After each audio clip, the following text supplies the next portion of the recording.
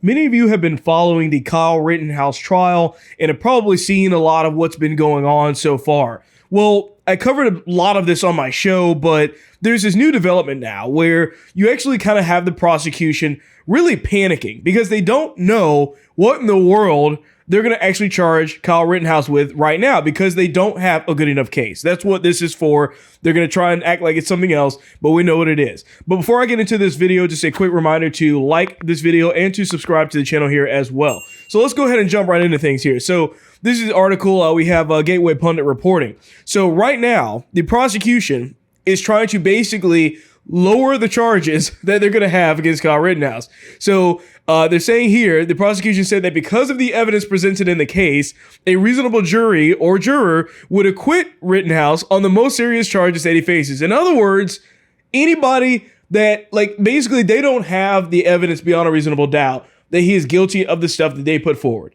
That's what's going on. Because remember, beyond a reasonable doubt is the highest standard in the land. And if you don't have the amount of evidence to show without a doubt at all that those charges are actually valid, then they're going to acquit him, which would make sense. And I mean, if you've seen any of the trial, you know that they don't have a case really at all. I mean, it's been one of the worst prosecutions I've ever seen, to be honest with you. It's really, really bad. They're not doing a good job. But the thing is that they don't have anything on him anyways. I mean, the Second Amendment exists for a reason. But they're saying in the article here, as it stands, Rittenhouse is charged with 6 counts. So far, one is the first-degree intentional homicide, reckless first-degree intentional homicide, first-degree attempted intentional homicide. And like I said, and all of these here are max sentences, which carry a mandatory life sentence for each one of them. And the thing is that typically in a court case, when you bring forward certain charges to somebody, you don't bring forward charges based off of what you might be able to get them charged for. You bring forth charges that you know that they can be charged for, because otherwise what you wind up doing is looking really stupid.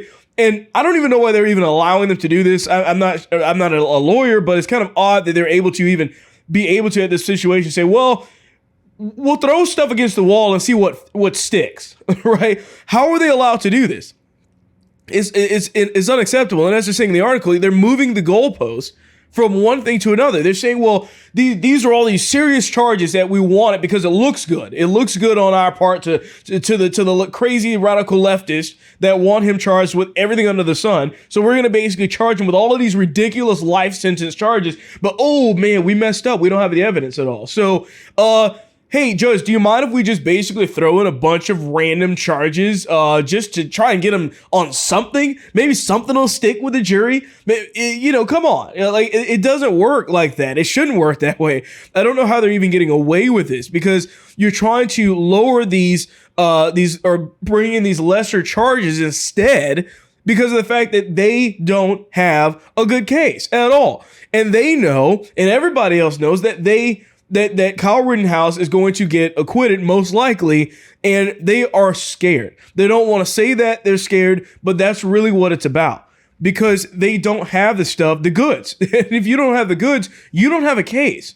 And right now, you're seeing them play panic mode. I don't understand how this is allowed. They're clearly moving these goalposts for the radical leftists. I mean, they already have tried to get the judge, if you remember, taken off or dismissed out of this as well, because he made a joke about Asian food, and they're saying he's racist. Like, they don't even understand that the joke was really aimed at the Democrats. It has nothing to do with Asians in particular. I mean, it wouldn't matter if it was barbecue. The point that he was saying is that these goods are being held at these ports right now in California, and they're trying to now call him a racist and try to get everything thrown out. I mean, Democrats are panicking like crazy over this case, and that's because it's such a very, very important case, because this is really our Second Amendment, our right to self-defense, literally in this case right here. So we'll see what happens, but right now, if the jury acquits or finds not guilty on the charges that they brought forward, I think it's ridiculous that they're even allowed to sit there and say, well, we've got 10 or 15 other things that might work, Judge, if you're okay with that. I mean, come on. It's got to be. Come on, jury, what do you think? Can we at least give them a little bit of jail time? If you didn't come into the courtroom with the right charges, that's your fault. Let him go and end this ridiculousness. They don't have the goods. No matter how you actually try to come up with it, they don't have any of the evidence that they need to prove the charges that they put forward. That was their mistake. If they don't have it, that's it. Forget it. So with that being said, that's all I have for you on this video. I'll definitely keep you updated as more things develop in this case as well. But remember to, once again, like the video and subscribe to the channel, and I'll see you on the next one.